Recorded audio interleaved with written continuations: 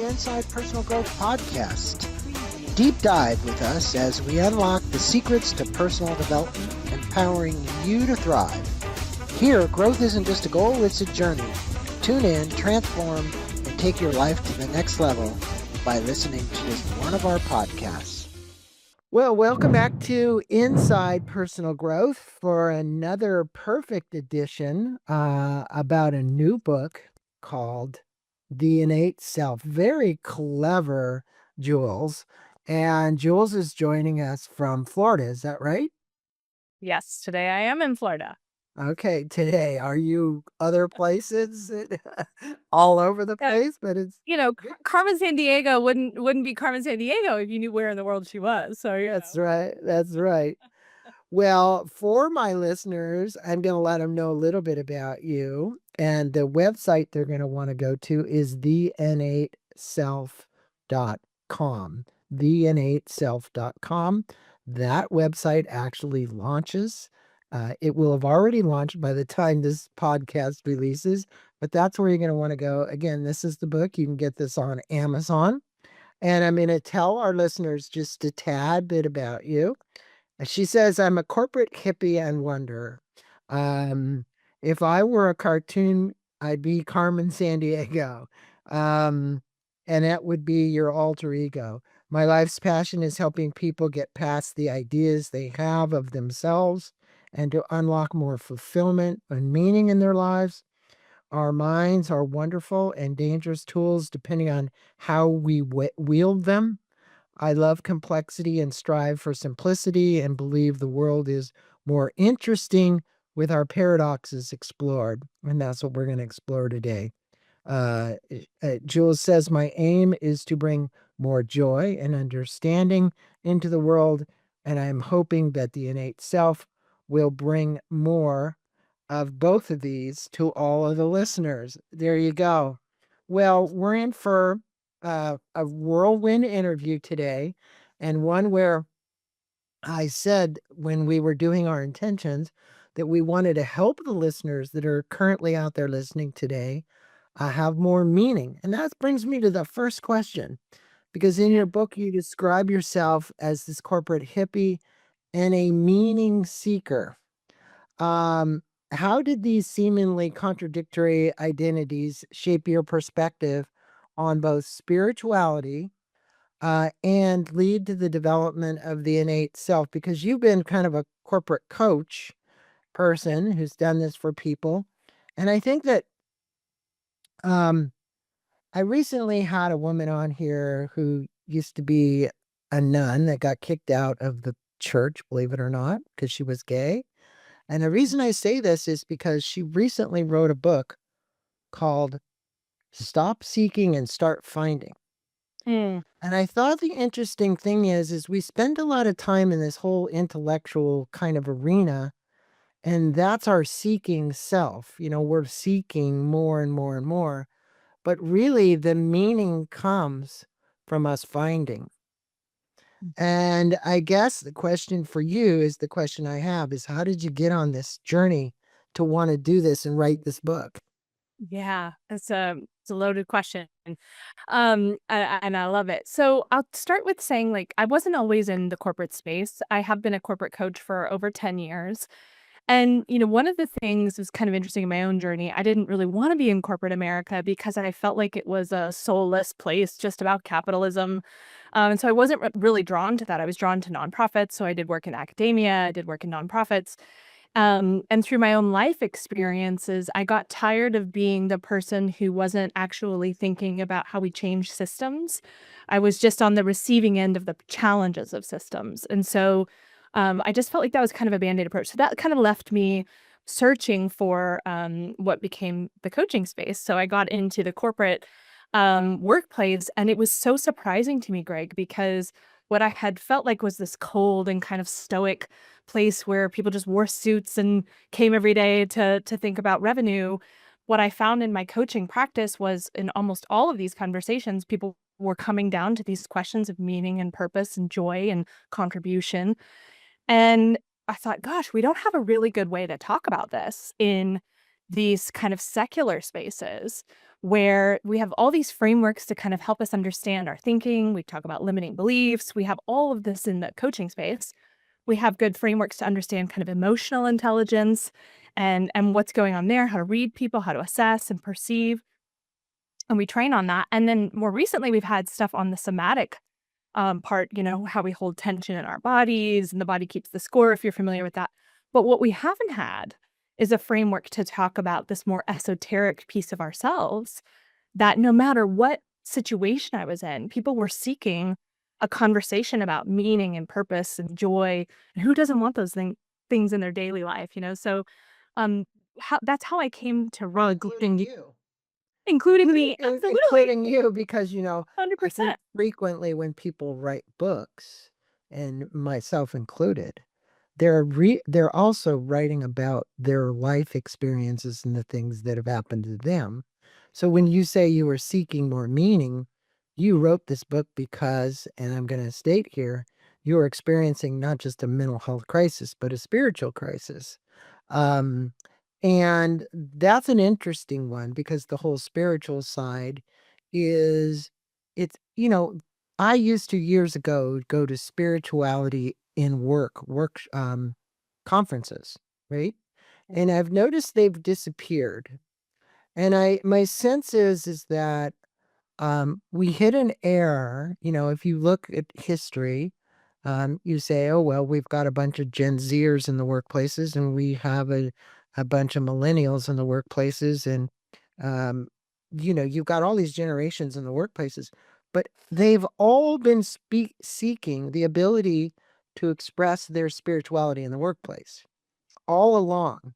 Yet we've lived as if this is an industrial revolution still, right? Even people say, oh, well, it's the computer age, it's the technology age, now it's the AI age.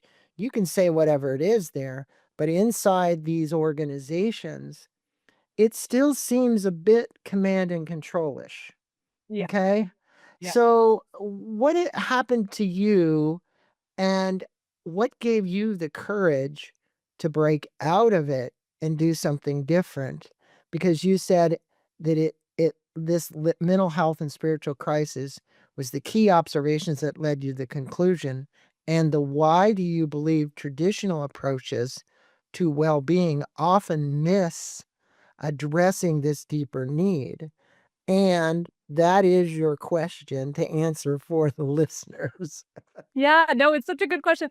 So you said several things that I'd like to unpack because one is, that Gen Zers are seeking a kind of a spiritual outlet at work. And I think here's the dirty secret is I think we all are. We just need to destigmatize what it means to be spiritual.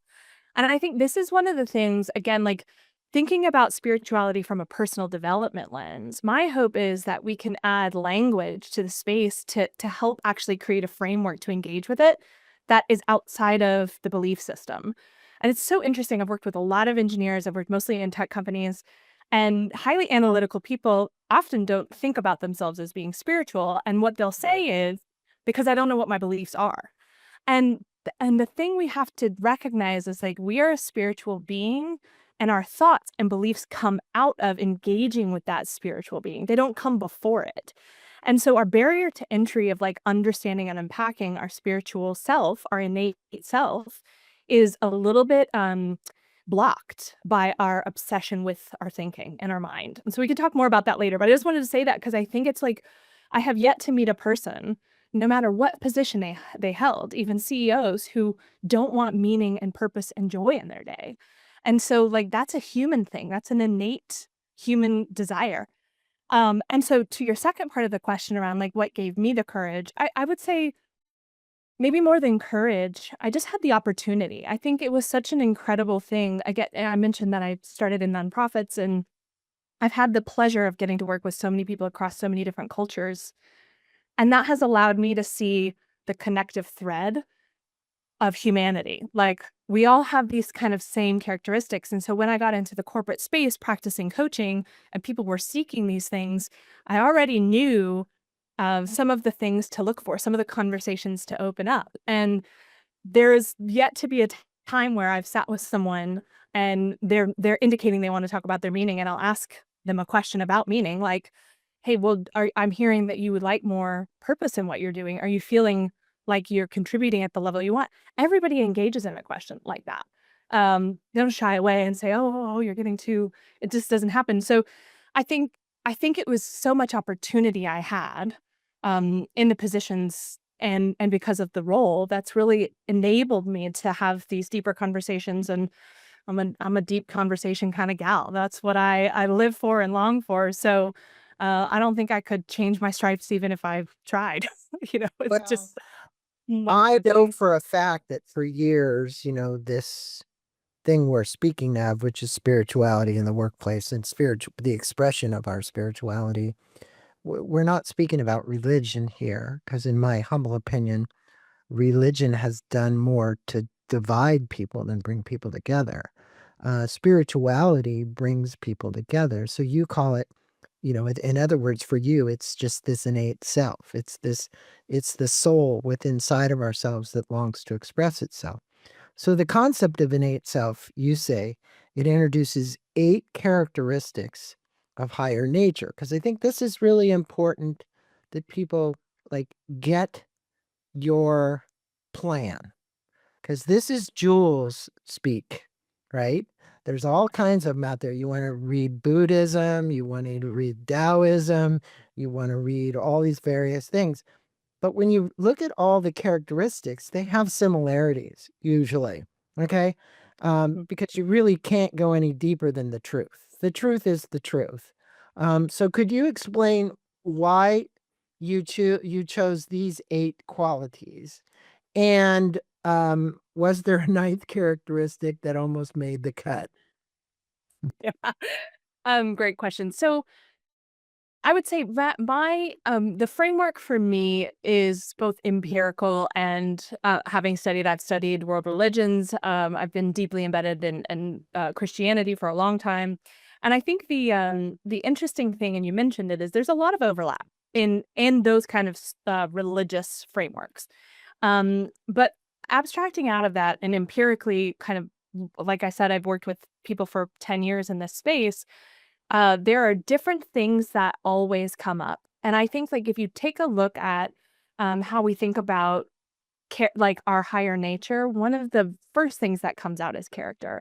And this was a really hard chapter to write, if I'm being really honest, because it's not something we focus on much culturally. Like the concept of character, I don't find that we talk about a lot. We talk about aspects of it. We'll talk about integrity, or we'll talk about honesty, or we'll talk about, certain pieces. But like, what does it mean to have a strong character? I feel like it's like very kind of antiquated language to even unpack that. All right. But it's a very common, no matter what kind of ideology you're looking at, it's a very common bedrock of what it means to have, like, to tap into that higher nature piece.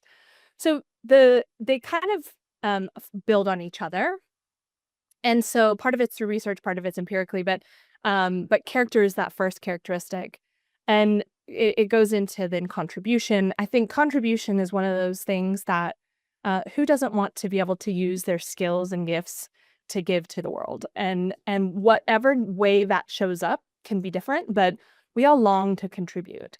And I think that if we don't recognize that, that's one way that we cut off connection. And connection is kind of one of those is the third pillar of our higher nature. So a lot of it's kind of intuitive, but what I don't think is intuitive is that we haven't had, from a personal development perspective, a framework to understand this aspect of self, and to know, like, hey, what's wrong here? Something's feeling off. I'm not feeling enough joy. How do I understand what might be inhibiting my joy? And to have, like, a way to think through that.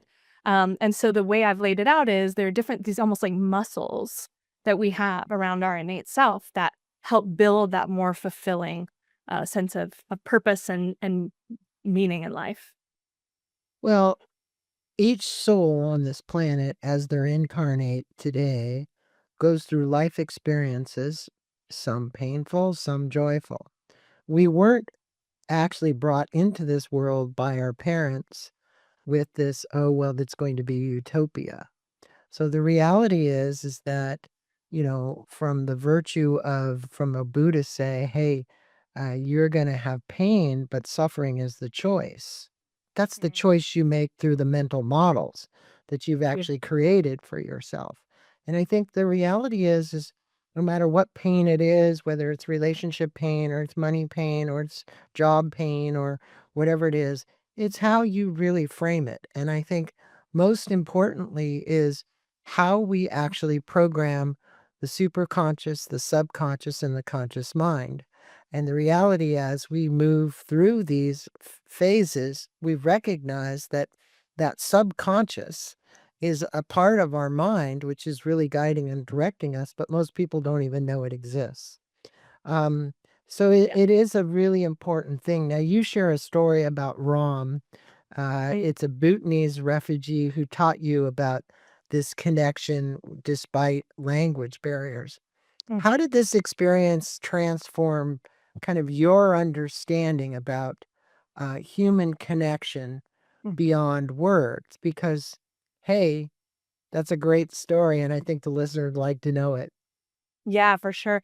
I mean, before I get into the story, you said something that I think is really important just around like the way that we engage in the mind is it can open us up or it can close us down. And the thing Mhm. I think, like, as I worked with people, like the mind, that our everyday mind is meant to protect us. And because it serves to protect us, it often will close off opportunities for connection because we're scared or it feels vulnerable or we don't want to be embarrassed or whatever it is. And so to start the story of Rom, like I think one of my big learnings was just around the way the mind can try to separate you from these moments of connection because it doesn't know what to anticipate. So I'll get into the story. So Ram was a Bhutanese refugee that came into my classroom. I was teaching English at the time to the pre-literate refugee community, meaning they hadn't learned in their own language how to read or write. And it was such an incredible experience because he shows up in my classroom like in full Bhutanese garb. I mean, he looks like a shepherd, come straight off the hillside in bright orange and yellow. And you couldn't help but like notice him and his family for the energy that they brought into the room. I mean, they were just like beacons of joy and peace. And so as I got to know them, I got to know them through spending time with them, not conversing with them. We didn't share language. We shared laughter. We had a lot of moments together where I was trying to get something into their head and they couldn't understand it, and so we would just bust out laughing. And at the end of about 8 weeks, it was time for Diwali, and their family invited me over. One of their sons spoke some English, and he invited me over to their house. And this was like talking about the mind. Like this was one of those like intimate moments. I'm nervous. I don't know what we're gonna do. Like I'm not gonna be able to lean on conversation to get me through the evening. So I almost said no. But I talked to the caseworker, and she was gonna go. So I was like, okay, I got a buddy. So I show up at their house and they have like this beautiful banquet, like a food prepared.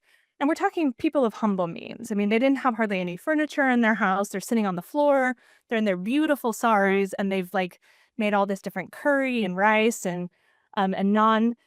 And we just shared the most peaceful, kind of non-talkative, but, like, pleasant meal, and at the end of it, Ram starts speaking to me in full Hindi, and he asks me to come into their bedroom, which was really kind of freaking me out for a minute, but the whole family piled in, and they sat on the floor, and they had me sit on the bed, and they started to just, like, almost pray over me is how I would Mhm, describe it. mhm, yeah.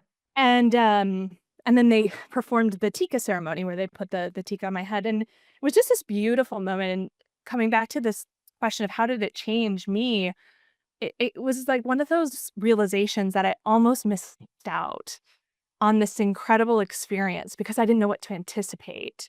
And that fear blocker mindset protective mode that we go into saying, "Oh, I don't know, this might get a little uncomfortable." And so we just don't enter into connection. But connection exists regardless of language. And I think it's such Well, yeah. without, pardon me for interrupting, but you have to kind of let go of what you think Yeah. to actually experience what is the true reality, which in that case was these individuals which had a very deep spiritual energy they wanted to share with you. Yeah. And it's kind of a vibratory level. There's a vibratory attunement between people who have this and have the ability to actually share it, Mm, right? Through a high level of compassion, right? And compassion doesn't have to be with words. It can be through what they did, which was sharing that energy so that you then picked up on the vibration and it shifted your whole life. So that happens a lot.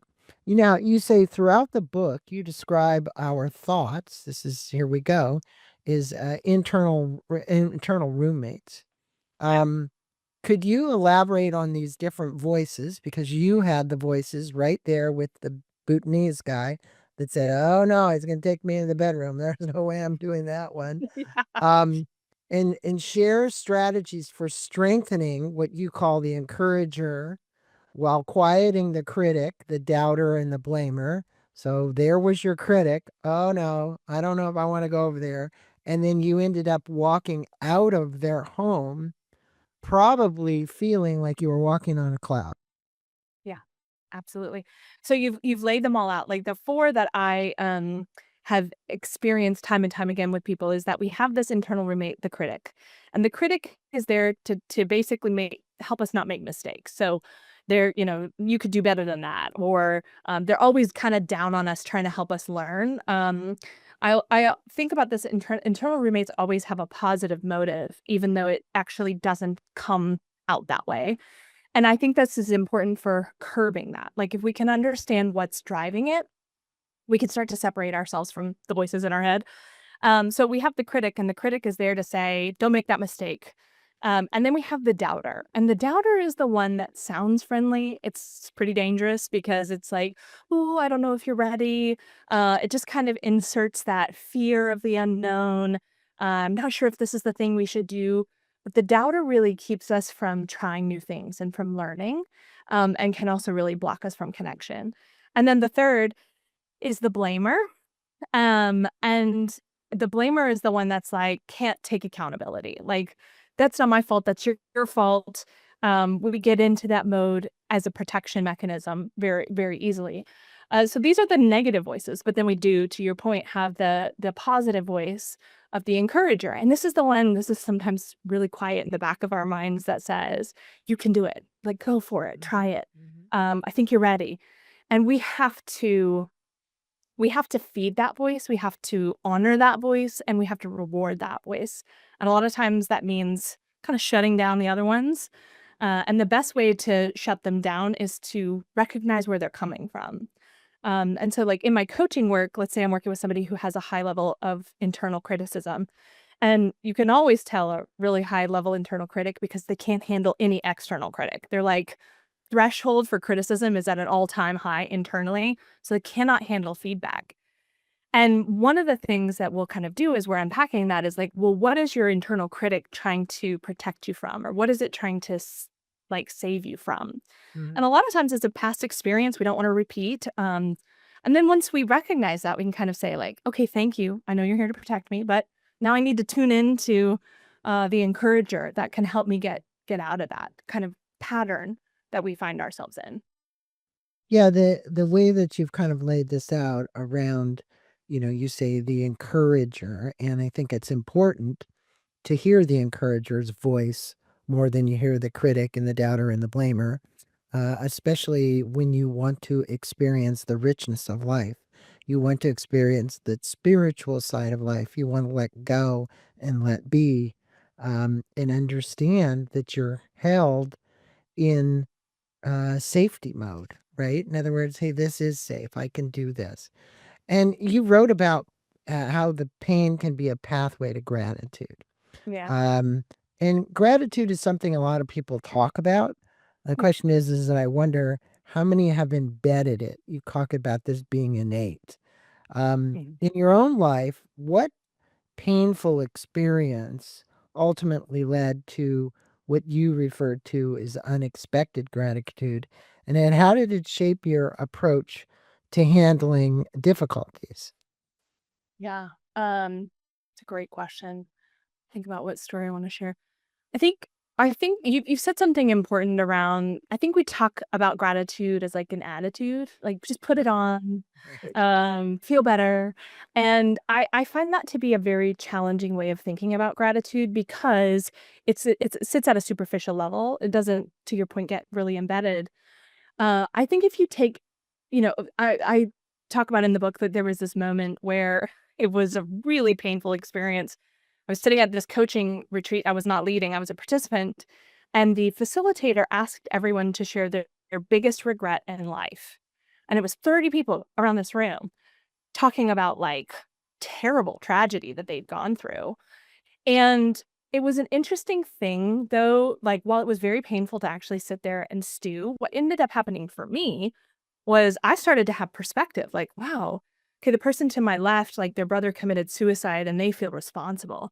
Ooh, I don't have anything that heavy that I'm carrying. Wow, I feel really grateful for that. So it was almost a foil to help me understand my own. But what was interesting is there was a girl there that I was close to who really struggled through the activity, and she was really crying afterwards. And we were talking through that. And what she said is she just had all this guilt. And I was like, let's if we were to separate from the guilt, like, and you think about her situation was she was estranged from her brother. She hadn't spoken to him in years. And so she was feeling all this guilt for carrying that. And I was like, what's the guilt trying to tell you? And she had this like aha moment. She was like, I think I really want to reconcile, but I haven't let myself because of pride. And and she took this kind of deep exhale, and what you could see on her face was gratitude. But she felt grateful to have that insight, having unpacked that pain. And that's not to say like pain, look at it through a rosy colored lens. It's not to say that at all. It's just to say that we think about things sometimes very binary, good experiences versus bad experiences. And life is complex. Like the hard things in our lives are often the things that we grow the most from, that we look back and see, wow, that was a really like important moment in my life. It changed something. And so to see pain as a way to have perspective that then leads to gratitude, it can just be kind of a way to shift our energy and our mentality when we're in those hard moments. It's like fast forward and how would you see this 5 years from now? It can just help us to have that long range Yeah, you're perspective. giving people a new perspective, and gratitude does that, right? It shifts your perspective drastically if Yeah, you're truly in gratitude.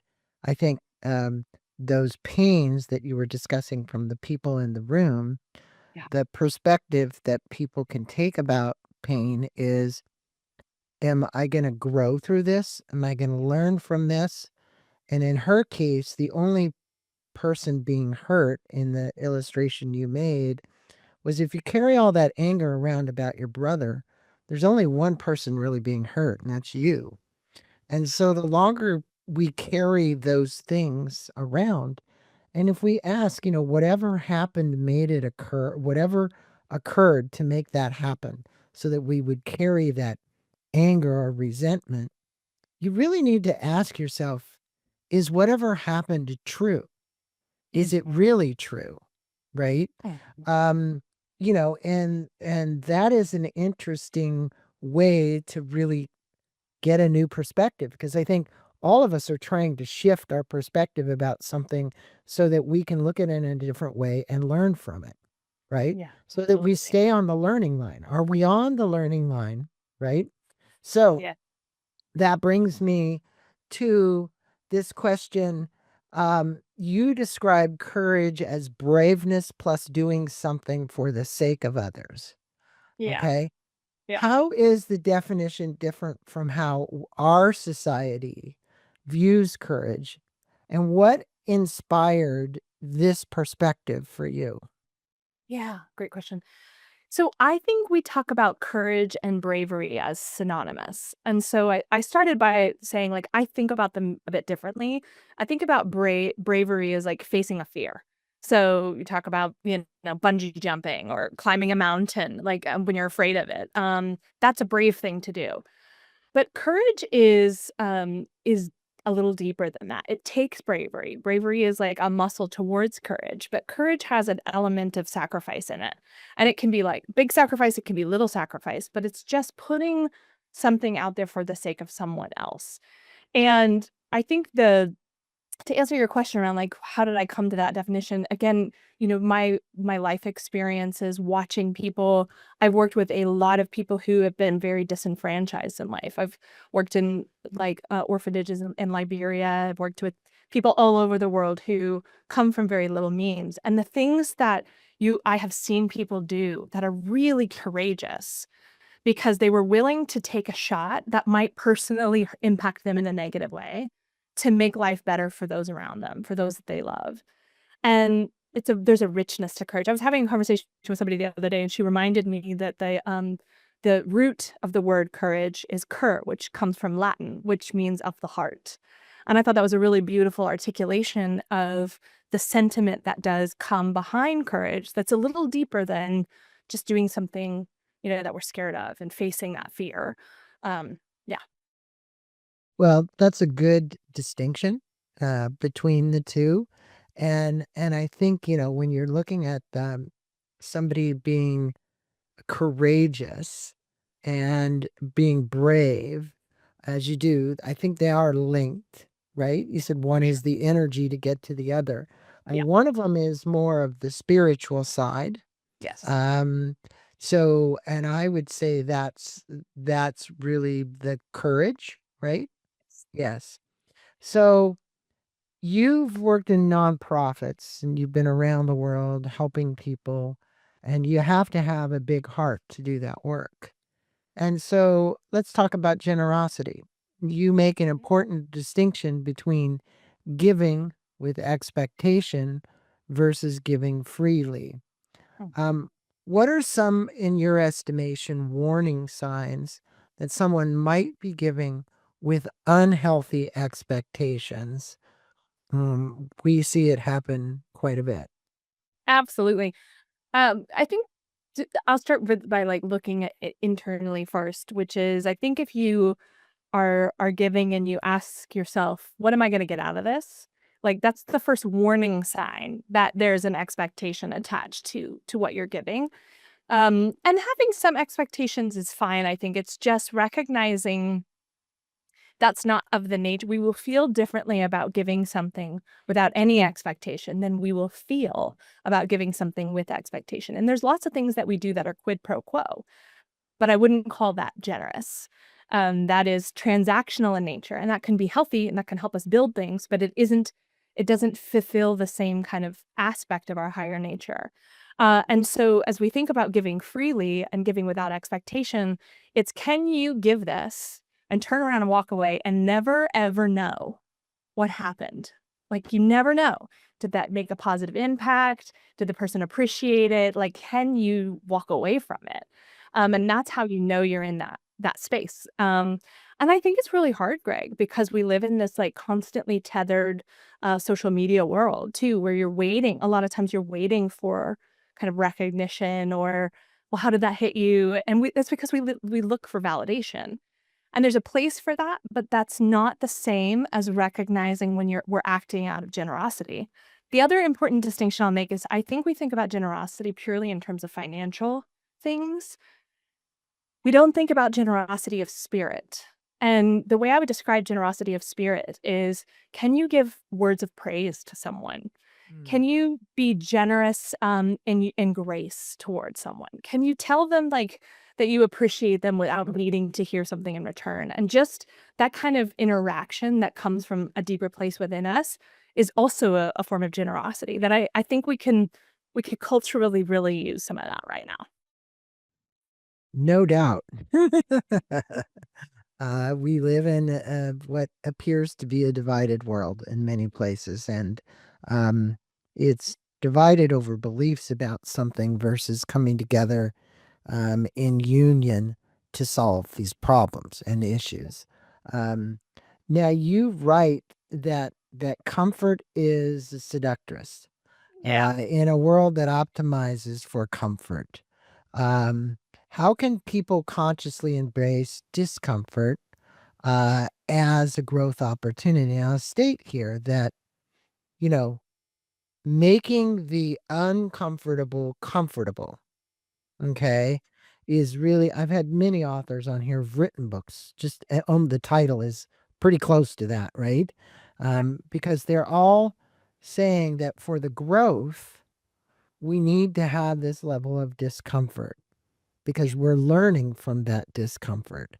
I agree that comfort, not discomfort, is a seductress because it's cozy, it's warm, it feels good. It's Totally. where you want to be, right? And the discomfort is doing something that is out of your comfort zone. Yeah. So, how would you tell people to expand this comfort zone in a way? And you're not saying there wouldn't be some pain in the process or Yeah. something, Yeah. but how would you do that? Yeah. It's a great question. This one is like one of those like tactical, practical things. So I think like I got a great lesson on comfort and understanding all of the things I do to make myself comfortable when my husband and I moved into an RV. And we were like in the bumper pull kind, not the fancy schmancy kind that you drive. And we didn't have hot water in the RV. And so like just the simple thing of removing hot water from my life, oh, I was uncomfortable. And, as we were, like, traveling, we were staying in all these parks, like, there would be times where we didn't have electricity, and it was, like, these really simple, for taken for granted things that all of a sudden, like, shock you on how I rely on this thing to make my life run, and it makes me so comfortable. What happens if I remove it? And if you remove technology, oh my gosh, people get glitchy. They're like, "I don't know what to do with my hands. I don't know what to do with my time. I don't." And so I think, like, to practice it, it's take away one of the comforts, whether it's go on a digital detox for a few hours, just notice what comes up, go on a walk. I'm going on a hike with a good friend of mine, in a couple of weeks, and we're doing a, like, 2-day trek in the woods where you sleep outside, and I've never done that. And we're doing it because we had this conversation around comfort. And I was like, yeah, I've been a little too comfortable, maybe. And she was like, oh, I have been too. So we're like, let's challenge ourselves. Let's go out there. And I don't know how uncomfortable that's going to be, but I guarantee it's going to be pretty uncomfortable. We're not going to have bathrooms in the woods, right? You'll make it through it. It's the good thing about what you're doing is you've committed to do something to shift your perspective. Yeah. Okay. So, I've spent many nights in the wilderness with a roll of toilet paper in my backpack and Yeah. digging a hole and doing all the kind of things you have to do, which you're going to experience as well. Um, Exactly. and the reality is that it is, you look at people who basically climb Everest. A friend of mine's up there now, and he's actually going to ski Everest, right? And Amazing. if you really understood the backlight, it's like, well, where do these people go to the bathroom? And it's Yeah. freezing but cold, Yeah. and you're gonna you look at the simplest things, the little inconveniences. They're actually big inconveniences, right? Yes. Because you have big groups of people that have to do that, right? And Yeah. you're going up a 26,000 elevation, all right? So the reality is that all these things that make us think about changing our perspective and shifting them are really good for us. And you said in the innate self-diagnosis tool, which is in the back of the book, there's a bunch of Yeah. questions, a questionnaire. Um, at the end of the book, the reader identifies what aspects of their higher nature needs attention. Yeah. What patterns have you observed when people first take this assessment? Because for my listeners, it doesn't matter what page it's on. Just go to the back of the book and you'll see the assessment, and it gives a ranking and scores, and you can put your score in there and you can diagnose yourself, Yeah. right? Totally. Yeah. Um, it's interesting. I think it's dynamic. So it's not like an assessment where you'll always have the same thing that comes up. It's, I think, a diagnostic that will show you, like, if you've been focusing heavy on one aspect, maybe you haven't been thinking about another. One thing that I've noticed, and as I have distributed it, is there's two areas that tend to come in a little lower for people, and one is on um, creativity. I think we think about creativity, and I have another tool in the book, just to help us understand creativity a little bit better, because I think people think about creativity as being artistic, and creativity is so much bigger than just one type of a muscle use. And so helping us expand our definition of creativity opens up some of that stuff that you said at the beginning around fun. Like, where's our playful energy? Where do we actually get to practice trying new things? And it's when we allow ourselves to be creative. And we have to remove kind of all of that judgment from that space in order to really practice it. So that is one area that I see that comes in fairly low, especially depending on the person's kind of professional acumen, like the higher on the success march, maybe the lower on the feeling like they could be creative side. Um, then I would say I think character is an interesting one. I think people I just don't think culturally we think about it enough on what makes up your character. How do you know what you stand for? Do you know what you don't stand for before you hit those moments where you have to make an ethical decision? And so really choosing your values and thinking about that, I think it's a really rich area for people to think through. And then I find a lot of people conflate contribution and generosity, Mhm. which are similar, but they're different. Like contribution is what are the skills and gifts I have to give? And it's very focused on me, actually. It's like I have an impact I want to make. And am I able to make that impact? Whereas generosity is kind of the opposite of that. It's I want to be able to give to you and not care about the outcome. So Mhm. it's opposite sides of that coin, and so I find that that comes out in sometimes in the and not always how people think about it. You know. Well, again, I think that what you've written here is a book for all the people to be able to do this assessment at the back of the book and really see where they land because, a lot of times those tools are important. A lot of the listeners, you may already know where you are. There isn't a need for an assessment per se because you're picking up a book like this to really find out more about your soul self, your innate self, and to get one author's perspective, Jules. Um, and there are many perspectives out there. So I encourage people to pick this book up. You can go to Amazon and get it. And you can go to the innate self, and that's in eight, meaning the letter N and eight self.com. There you can learn more about Jules and the book and everything else. So, your book concludes with an invitation for connection through websites and events. What's your vision for creating a community around what you've written about here? And how do you hope the innate self framework evolves as more people engage with it? Yeah, great question. Like, I talk about in the end, like doing this book is part of my dream, my own personal like search for fulfillment and purpose in life. And so the more I can have people talking about this, the more that I have lived out that dream. Whether or not it's with me doesn't actually matter, but I want to create forums for places for people to come together to create connection. One of the things, like I've been through several coaching programs, and all that is just a giant ball of connection and, like, unpacking the human experience together.